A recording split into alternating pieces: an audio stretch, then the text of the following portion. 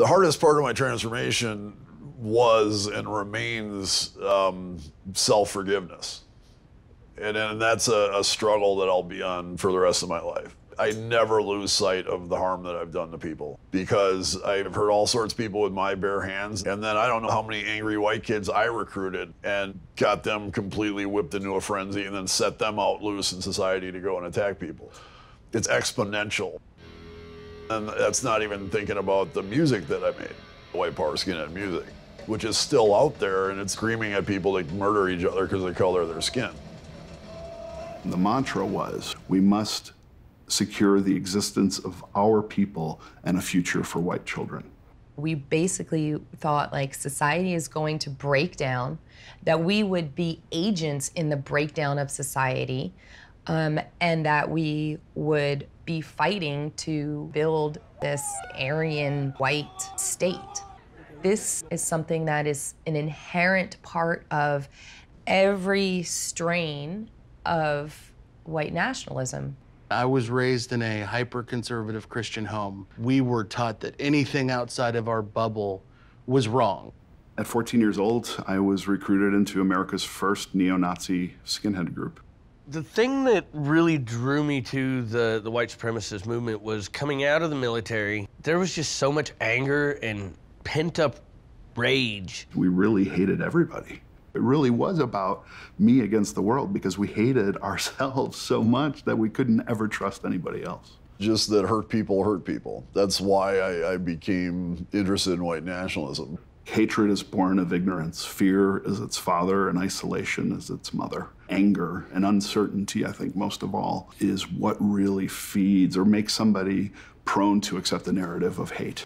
So there was a lot of hate crimes. I mean, a lot of hate crimes that happened over the years that I was in. I've got a 4-year-old son out there, fully robed. Training the next generation of soldiers was my thought process behind it. White power! We're fire! I was so disconnected from the depth and richness of life. I didn't recognize how I had made my life into something that was so immersed in really the worst parts of being alive. And then it started to become toxic and feel like it was eating me alive. If I hadn't left the movement, I'd be dead. I'd be dead or in jail. My wife was against it from the beginning. She's like, you're gonna choose your kids or you're gonna choose the Klan. You pick. What kind of man would choose that organization over his kids?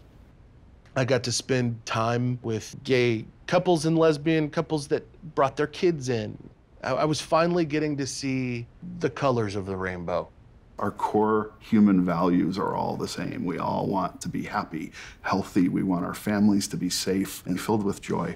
I believe that connection is the antidote to hate. When you really go and you immerse yourself in different groups with different people that believe different things, the people are all the same, the labels are all different, and the labels are all what we use to hide from each other or to shun each other or to protect ourselves from the other. If we are kind to people and compassionate and empathetic towards young people from the day they're born, hopefully we can prevent them from going down that path to begin with. If we're going to combat hate and violence, so you can't do it with more hate and violence, you need to do it with love. My name is PARDEEP. I'm a survivor of one of the deadliest hate crimes committed on U.S. soil by an affiliated white supremacist. A guy from my old gang murdered PARDEEP's father and 5 other people.